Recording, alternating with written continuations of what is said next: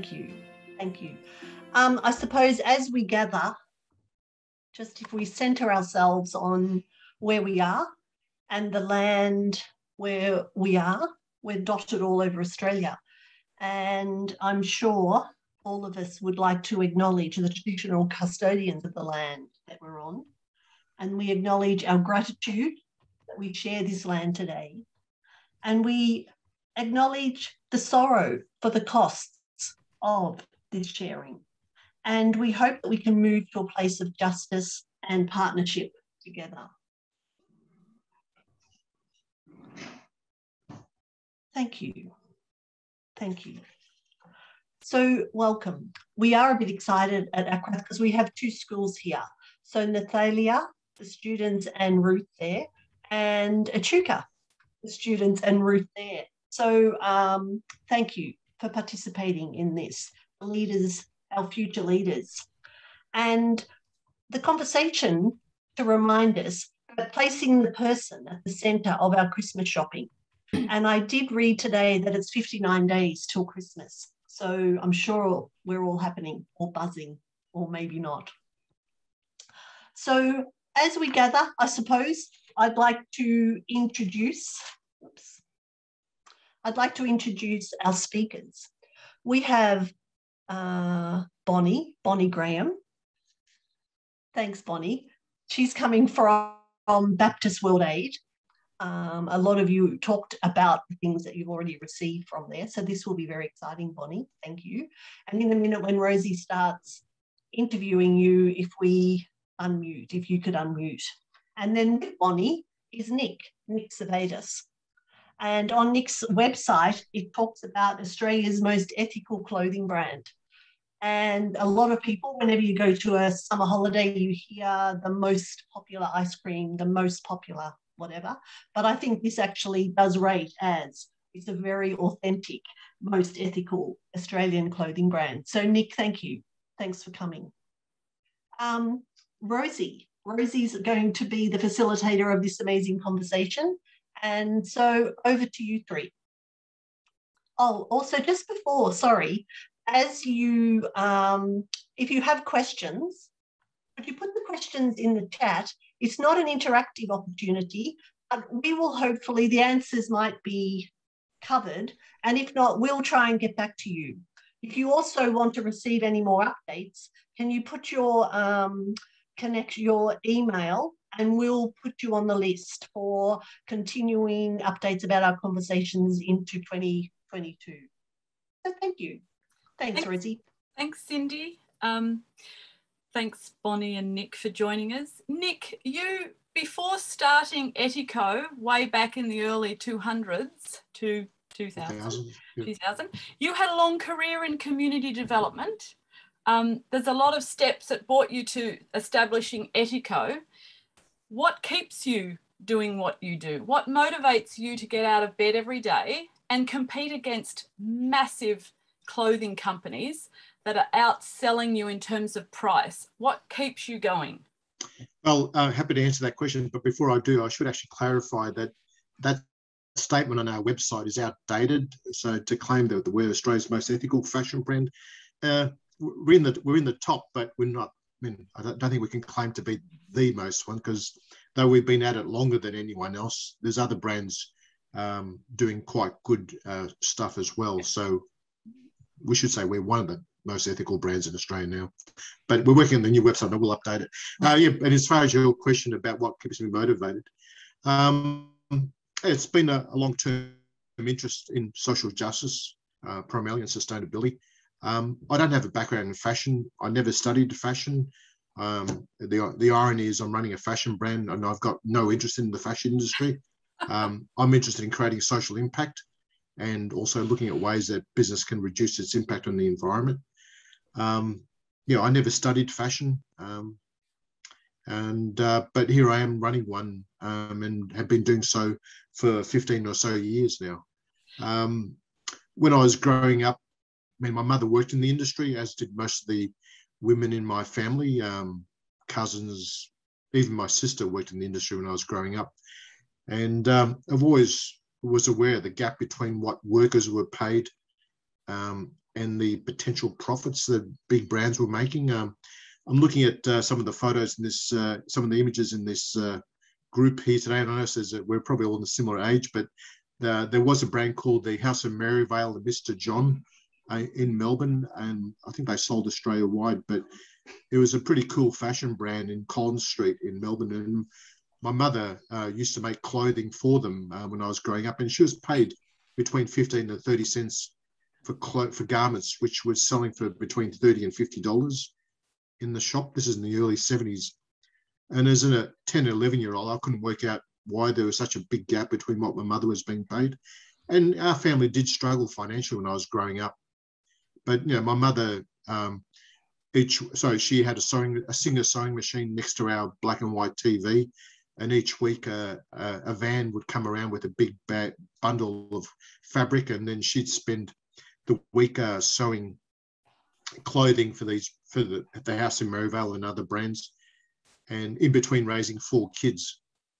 So it was a pretty struggle. It was struggle street for our family in those days. And I thought, you know, when one day I went into one of those shops with an older cousin of mine, and we were kind of shocked to see some of the dresses and shirts that my mother had made being sold for what we thought was exorbitant prices. And it never really sat with me. But what do you do about it as an 11-year-old kid? But you've certainly done something about it now. Yeah, I have. And, you know, when I was at high school, we used to have presentations by Community Aid Abroad, which became Oxfam, and they kind of spoke about the exploitation of farmers and workers in developing countries. And, you know, when I was in high school, what do you do as a high school student? Well, actually, Nick, we've got high school students here that I'm sure will be influenced by you and Bonnie. But interesting, you said you don't have an interest in fashion. That would be the opposite for you, Bonnie, wouldn't it? Because you told us in an earlier conversation that you started your career in the fashion industry, and now you've gone to the other side. Can you tell us a little bit about what was your experience like in the fashion industry that influenced you to move across to Baptist World Aid to advocate for changes in the fashion industry? Yeah, absolutely. So look, I'm a little bit kind of the opposite to Nick in that after finishing school, I studied fashion design at uni and spent a number of years working in the fashion industry. But over that period of a few years, I became increasingly ethically challenged by some of the practices I saw, and simultaneously was taking on extra postgrad study and diving deeper into the social and environmental issues faced by the industry. And I guess for me, it got to a point where I decided I didn't want to be spending my 9 to 5 contributing to a broken system that exploits people, it exploits the planet, and ultimately relies on convincing people that they constantly need more. So that's the point at which I started working for Baptist World Aid as a researcher on the Ethical Fashion Report a couple of years ago. Was there anything in particular in the fashion industry that really moved you, Bonnie? Look, I think for me, a lot of the environmental issues stood out in terms of really wasteful practices and resource use, but also recognizing, I think, that the purchasing practices of a lot of companies, so that's the way that they engage with their factories, has a really big impact on the workers who are making their clothes. Yeah. Bonnie, Baptist World Aid has just, I think 2 weeks ago, released the Ethical Fashion Guide, and there'll be a link to that come up on the chat. I think from reading, there was only 4 clothing companies that got an A+. So this is a bit of a ta-da moment for ETIKO and Nick, because you're one of the 4 A+ in this year's fashion guide. That's kind of the ideal, isn't it, Bonnie? But not every clothing company will get to the A+ for a very long time. What role do you play? How do you get clothing companies closer to the kind of the gold standard that Nick's at? Yeah, definitely. So every year, Baptist World Aid produce the Ethical Fashion Report and Guide, which grades 98 companies representing over 400 brands from an A+ to an F, based on the strength of their systems to prevent worker exploitation, modern slavery, and environmental degradation. So the entire process takes almost a full year, and a really key element of the process outside of our research through a survey is direct engagement and advocacy with fashion companies. So we work to build positive and constructive relationships with companies. And I think one of the biggest strengths of this approach is that we get to actually sit down and have discussions with their senior company executives as well as their staff running the ethical sourcing programs and actually input into the direction of these initiatives. And I guess in terms of current standards, we've got a very small number of A+ graded companies, ETIKO included, who are really leading the industry on best practice here and have structured their businesses from the ground up around empowering workers and protecting the environment. But for most of the high street fashion brands, which is the majority of the brands that we all shop at and find in shopping centres around the country, we know that the standard is still really low. So for the first time this year, we published the industry average grade, which sits at a staggering 33.6 out of 100, which straddles the line between a B and a C grade. So this score, while shockingly low, does in fact follow slow but continuous improvement over the 8 years since we started publishing this report. And it is nevertheless a reminder that despite the improvement, there is still a really long way to go. And I think one of our key drivers for publishing the score bracket this year is that we want consumers to understand that even companies who are grading highly still have a lot of work to do. And while they may be sitting ahead of their industry peers and the overall average, it by no means suggests that their supply chain is anywhere close to perfect. So the purpose of our ethical fashion work is to push for change in the industry. And to do that, we continually raise the bar each year to ensure that we're pushing not just individual companies, but the entire industry forwards. So our report criteria essentially acts as an aspirational standard for the industry to achieve. And Nick, you've achieved that. You've got your A+. It's not the first year you've got it. I wonder if you could, that obviously takes a lot of commitment. So I'm wondering if you could tell us, what does it mean? So what does it mean for a person growing cotton in Chetna in India to be fair trade certified? Tell us the life of this T-shirt that I'm wearing, which is an ETIKO T-shirt. There you go. Yep. What's the life of a fair trade T-shirt, Nick? It starts with a group of farmers in central India. There's a group called the Chetna Organic Farmer Cooperative. And when I started working with them, there was about 300 farmers in the cooperative. And the cooperative was set up because they were trying to get a better price for farmers, because in the mid-2000s, there was an extraordinarily high rate of suicides amongst cotton growers in India. A lot of them were encouraged to look at genetically modified cotton seed, and they borrowed quite heavily to plant GM cottonseed, and they had to buy specific herbicides and pesticides. But they did so in the expectation that they'd make a good profit and pay back their loans. Unfortunately, most of those loans were from local loan sharks, and there was a bumper crop in the bumper crops in the mid 2000s, but instead of the price going up, it actually went down because there was so much cotton. And so these farmers were caught in this unfortunate situation where they weren't able to repay their debts. And one of the few ways, basically a lot of them just resorted to committing suicide. And it was staggering amounts of farmers who made that choice. And it's still a problem in India. But a Dutch NGO called Solidarity started working with cotton growers in central India to form the Chetna Organic Farmer Cooperative. And they showed them that they could actually make a good return by growing cotton organically. And then they also were encouraging the farmers to go down the path of becoming certified fair trade. So cotton is a commodity like coffee and cocoa beans, and the price of cotton goes up and down like a yo-yo. And what the fair trade system does, it gives the cotton growers a floor price for the cotton. So if the price of cotton goes above the floor price, the farmers get the higher price. But if the price of cotton collapses, as it often does, they get the floor price. And that floor price basically ensures that the farmers can feed their families, put a roof over their heads, send their kids to school, basically do the essentials. It doesn't mean they're going to become extraordinarily rich, but it gives them some security that the cotton industry normally doesn't provide.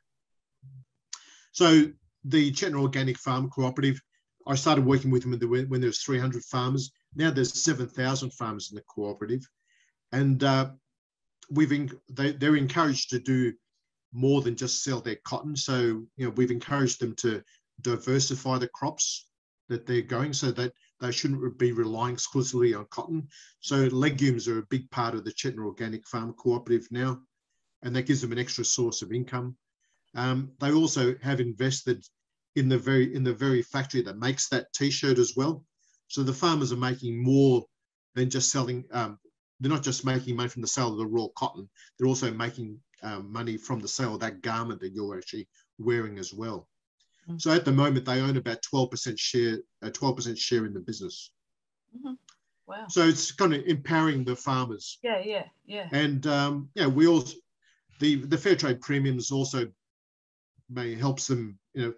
We've funded education programs on remote communities, so the education of kids, some of the farmers' children. They've invested money in building toilet blocks in some villages where toilets are kind of lacking as well. But we don't tell them what to do. It's up to the farmers and the community to decide what's the best for the community. Mm. And that's a small way that fair trade helps the farmers themselves. Yeah. A very powerful way, though. So it's not. We're not asking when we're asking people to support charity. Fair trade. We're not asking them for donations or handouts. We're just saying, look, if there's a fair trade option available, why not make that choice? Because it is doing more than just providing, giving some money. It's actually giving them a leg up to achieve a bit more than what they normally could. Nick, I guess that leads us to consumers. Bonnie, in July, Baptist World Aid published the Australian Ethical Consumer Report. It found, I think, that 87% of Australian consumers want to buy ethical, 46% follow through. So that strikes me as a pretty big disconnect. So what do you do to try and bring that 46 figure up closer to the 87? How do you make us do what we say we believe in? Yeah, absolutely. It's a really difficult thing for people to struggle with. And we know that the world of ethical and sustainable fashion can be a bit of a rabbit hole. It's hugely complex and it can be riddled with greenwashing and is quite simply really hard for people to know how to approach. So at Baptist World Aid, we've done all of the hard work for consumers in filtering through information and gathering evidence against different indicators and actually putting it into a simple grade for consumers to access in the Ethical Fashion Guide, which is available as a mini booklet. You can either download or order online or through our brand finder tool on our website. So essentially, the Ethical Fashion Guide is a tool to empower consumers to shop more ethically. And the important thing to note here is that our guide includes brands of all price points. So whilst we would always love to see people supporting the fair trade companies that do have those super strong worker empowerment systems in place, we recognize that the smaller, more niche brands can often be out of reach for a lot of people. So that's really where this guide comes into play, because whether you're choosing between Kmart and Big W or Myer and David Jones, you can find brands that fit within your budget and price point and use the guide to influence those small decisions where you do have an option between multiple brands. But again, it's important to reiterate that whilst the guide is there to help inform decisions, as I stated earlier, even the brands who are on A's and B's still have a long way to go in their ethical sourcing journey. So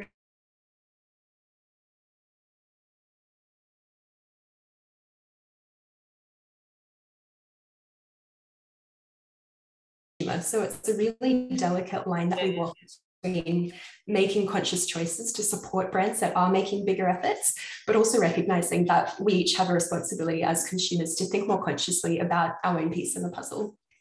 So Bonnie, apart from shopping, because I guess that does influence how a company will perform, what else can consumers do to make that, to encourage companies to change? You know, is letter writing, is campaign work?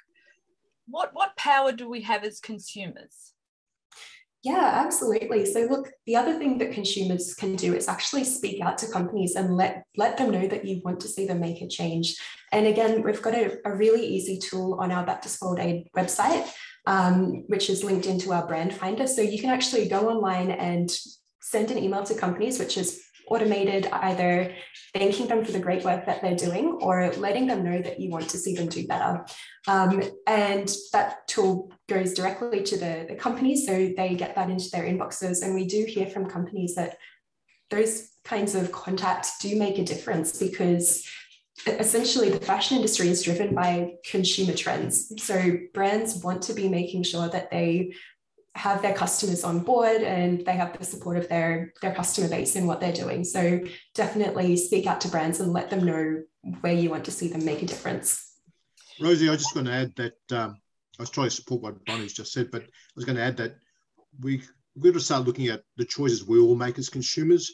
For example, I forgot how many people in the room at the moment. We've got about 50 people, if you're including all the students, probably about 100. 80 or 90, yeah. Okay. I'm sure if I ask everyone in the presentation now, do you consider yourself an ethical consumer? Most of us would put our hands up and say, yeah, we do. But the reality is that every single person in this presentation right now is more than likely wearing something made in a sweatshop, potentially made with child labour, and there's even a chance of wearing garments made with slave labour conditions as well. There's a big gap between what we say we believe in as consumers and what we actually do as consumers. I remember reading a book about 10, 12 years ago called The Myth of the Ethical Consumer. And it was done by an academic at the Australian National University. And basically, he says that about 5 to 10% of the Australian population puts its money where its mouth is. About 30, 40% would like to make the change, but for some reason don't do it. And the reality is about half the Australian population doesn't really care about the impact of their choices as consumers. So Nick, how have you shifted that? Because you've got a good business. You've got a great website. You've got products that are being sold. How are you shifting people's hearts, minds and buying practices? Well, we've seemed to have attracted that 5 to 10% who put their money where their mouth is. Yeah. But you know, we've also tried to make the products affordable. I mean, I acknowledge that the people perceive ethical products as being expensive, but the reality is our sneakers are the same price as the #1 selling sneaker in Australia. Our rubber thongs are the same price as the #1 selling rubber thong in Australia. Our underwear is the same price as the #1 underwear brand in Australia. I can go on and on. Yeah. They're not cheap, but they're not super expensive. So we managed to grow our business by keeping everything as affordable as possible, and we do that by running a pretty lean business model. But the perception that ethical products are going to be a lot more expensive, it doesn't hold as much weight as it used to. I mean, people are spending $200 to $300 on a pair of sneakers each week. I mean, it's not unusual. And Nick, I think you make a good point there, not just with clothing, but I think Claire Griffin has put it in the chat about chocolate and fair trade tea and coffee, and you can go to a lot of places now and the fair trade options are absolutely as comparable in price as and they tend to be better quality as well. What we need people to do is actually start going into shops and ask them why they're not selling genuinely ethically made, genuinely eco-friendly products. Well, that can be your end pitch, Nick. We'll get to that. But I was just wondering if you could very briefly touch on, all of us would have read and heard over the last couple of years the impact of COVID on local issues. But I was wondering if you could, I'll go to Bonnie because I think, Nick, your involvement with workers is a very different story. But Bonnie, what were some of the realities faced by clothing, garment workers in developing countries in the last couple of years with COVID? Yeah, so look, we know COVID-19 has affected everyone around the globe, but it has really exposed and exacerbated the vulnerabilities garment workers face in the global fashion industry. I think something we've all become acutely aware of over the past 18 months is the interconnectedness of people around the globe. And there's no better illustration of this than a garment supply chain. So at the start of the pandemic last year, due to the widespread lockdowns and the store closures in countries like Australia, a lot of fashion companies actually cancelled their orders using clauses in their contracts, which meant that they didn't have to pay the factories for the work they'd already done or materials they'd purchased. So without orders or cash flow, millions of workers lost their jobs and their income, with an estimated loss of $16 billion since the start of the pandemic. And countries like Bangladesh are estimated to have had over 1 million garment workers lose their job in April last year alone. And we know that for workers in countries like Bangladesh, they're not being paid a living wage. So these workers have little to no funds for unexpected situations like COVID. And there isn't the same level of government safety nets for social support like we have here in Australia. So ultimately, what this meant for workers is that they were forced into near immediate starvation, with 75% of workers reporting inadequate food intake and actually having to take on debt just to feed their families. And whilst the last year has been unpredictable with ongoing lockdowns and countries attempting to make COVID a normal part of life, there's still a huge number of issues facing workers resulting from the ongoing impacts of COVID for fashion brands. So things like the inability to monitor the conditions on the ground in factories, and also brands requesting more flexibility on orders, which often backfires on the daily experience of garment workers when it comes to things like forced overtime. Yeah. So Nick, that's a grim picture. We're getting close to our time, but I suspect that's not what happened with your suppliers. I'm guessing that's not how they were treated. The reality is, I mean, all businesses have been heavily impacted by COVID, and our supply chain was, I mean, most of all of our clothing comes from India, and our footwear comes from Pakistan. Both those countries have been totally devastated by the impact of COVID. What we did different, what we were able to do, I suppose, you know, we didn't cancel any of our orders. We honoured all our orders, and actually the factories kind of asked us to place extra orders because they weren't getting any orders and they needed jobs for their workers because they couldn't afford to pay them unless there was orders coming through. So we did actually place orders that we didn't really necessarily have, but we thought we better put something in just to keep the workers working and the cotton coming in. But because of the fair trade premiums that we've been paying to the factory for the workers, when they did actually have to stop working, when they had to lock the factory up for a few months, they were able to tap into the fair trade premiums, which has been put aside to provide some income for the workers and their families. But we could only do that for about 3 months, and eventually that money actually ran out. But we were able to do something that not many other brands were able to do. We were also doing things like we actually paid the workers, the factory, to make face masks for charities in Calcutta. And we donated thousands of face masks for charities there. But just to keep the work coming for the workers and the farmers. We've got 1 minute left. I'll start with you, Nick, and then Bonnie. Christmas is coming up. $18 billion approximately will be spent. Give us one call to action, Nick, and then over to Bonnie, and then back to Cindy. What can we do, Nick? Well, I just encourage people to put your money where your mouth is. I mean, nothing's going to change unless consumers change. You've heard the expression that money talks. Well, it doesn't talk, it screams. If brands know that they're going to miss out on your money because they're not doing things ethically or eco-friendly, they'll make the change. But if you don't really care, if you just spend willy-nilly, they will never change. And also encourage people to support the top the brands who do get an A+ in the Australian Ethical Fashion Report. There's only 4 of them, and they're all you can find their websites quite easily. The one thing that those A+ brands have in common is that they're all set up to create positive social impact. They're not just a fashion brand trying to tick boxes. They're actually brands that have been established to address social injustice. So please support those 4 brands. Thank you, Nick. Bonnie, what's your call to action for all of us, including the students?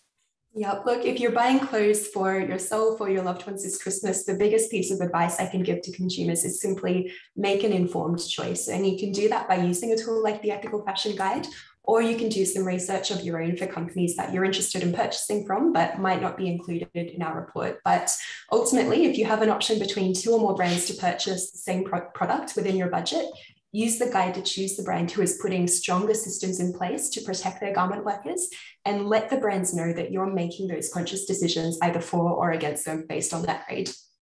Great note to end on. Thank you. Over to you, Cindy.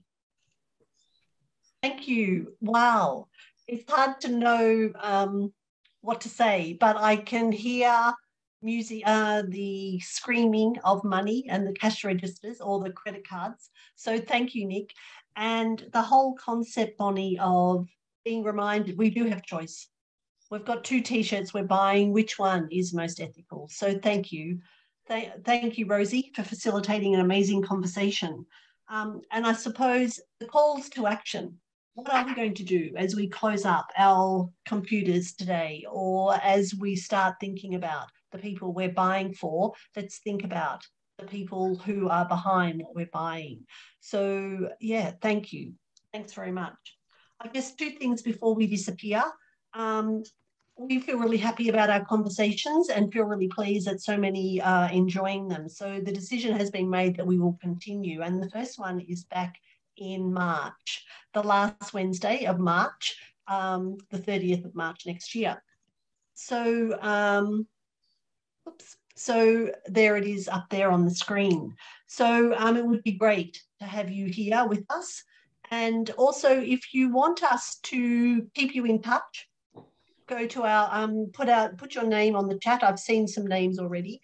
And we always are looking for, and we're very welcoming of new members. We would love it if you wanted to explore that. So get in touch with us at the office at ACRATH, and we can have a follow-up conversation.